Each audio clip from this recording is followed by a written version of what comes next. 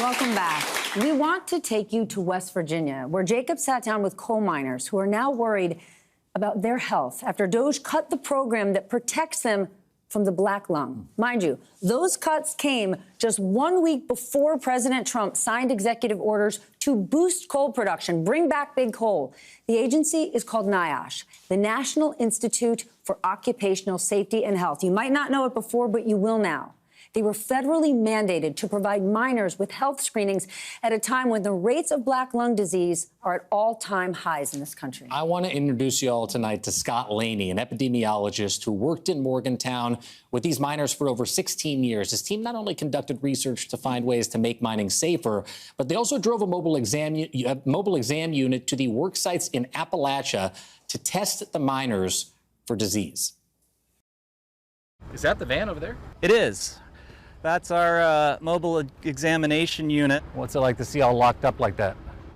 You know, it's been sad. It's been sitting there since inauguration. We haven't been able to get out into the field.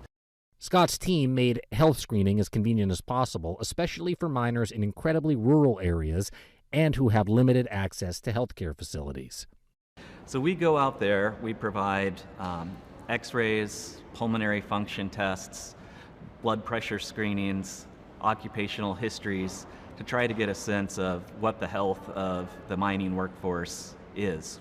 There are hundreds of thousands of x-rays in the basement of our building. Hundreds of thousands? If someone calls NIOSH and asks for their personal health information, we don't have the ability to send that to them right now. You can't get to it. We can't get to it. Scott was allowed back into the building to help his colleagues collect some of their family pictures and other personal things, but we had to see it from outside.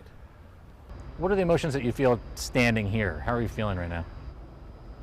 Over the course of the last few weeks, I feel like I've gone through all the stages of grief a number of times.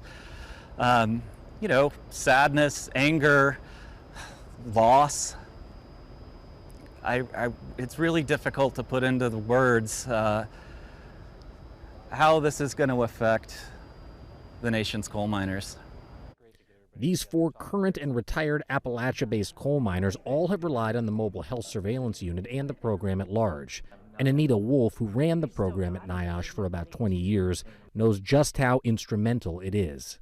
In terms of investment and in terms of human power, can something else come in and take the place of this program? No.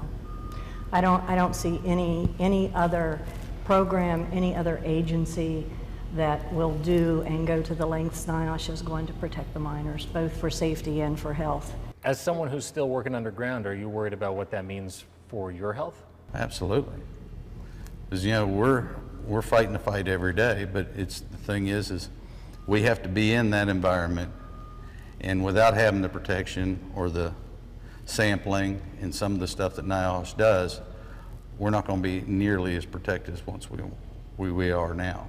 It's scary.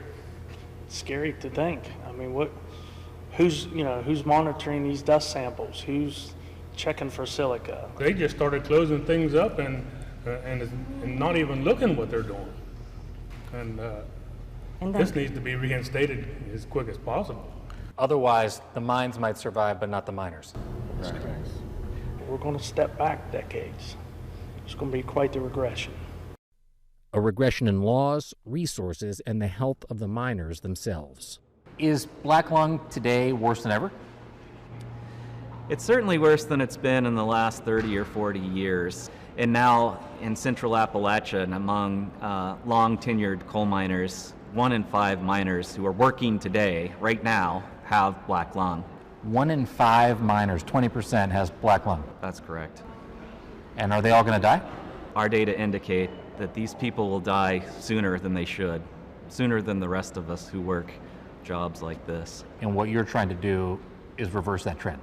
That's what NIOSH is here for. It's not only to identify that this is happening and the extent of how much of this is happening, but to do something about it. And that's why we exist and have for the last more than 50 years.